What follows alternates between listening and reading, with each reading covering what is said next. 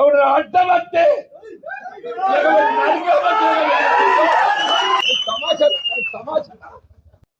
టికెట్లు పంచుకుంటానికి ఏదైతుందో ఇది నీ అయ్యే సొత్తు కాదు, అబ్బ సొత్తు కాదు. ఇది నీ అయ్యే సొత్తు కాదు, అబ్బ సొత్తు కాదు అంటున్నాను. ఇది మా కాంగ్రెస్ కార్యకర్త హక్కు అని చెప్పంటున్నా.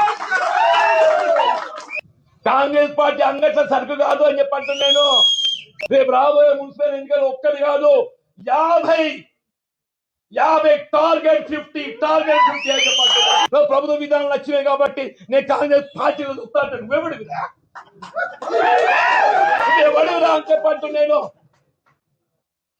కాంగ్రెస్ పార్టీ అంతర్గత వ్యవహారాలలో జోక్యం చేసుకుంటే మాత్రం సహించేది లేదు అని చెప్పంటున్నా. నిజమైన కాంగ్రెస్ వాది, కాంగ్రెస్ పార్టీ కార్యకర్త వాళ్ళ కొరకే పోరాటం చేస్తా. కానీ సందులు వచ్చేటోళ్ళు, సందులు దూచేటోళ్ళు మాత్రం ఏదైతుందో సహించేది.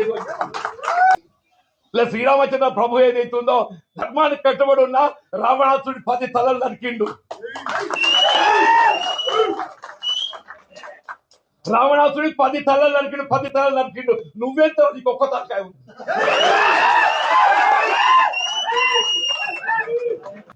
పది తలలో పలిక శ్రీరామచంద్ర ప్రభువు మనకు ఆదర్శం అని చెప్పండి. నువ్వెంత ఒక్క తలకాయ.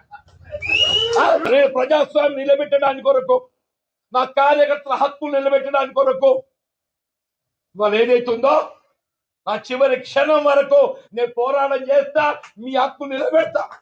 పార్టీలో 50 స్థానాలు కైవసం చేసుకోవాలి.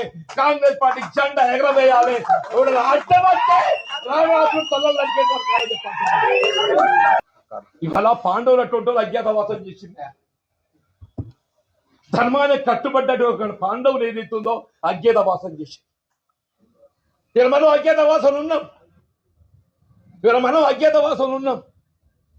పాండవులు కూడా మళ్ళీ మంచి దినాలు మన కూడా మంచి దినాలు వస్తాయి చెప్పారు. మన కూడా తప్పకుండా వాళ్ళు ఏదైతుందో మీకు నేనండా, నాకు మీరన్నా. మనకు కాంగ్రెస్ పార్టీ అన్న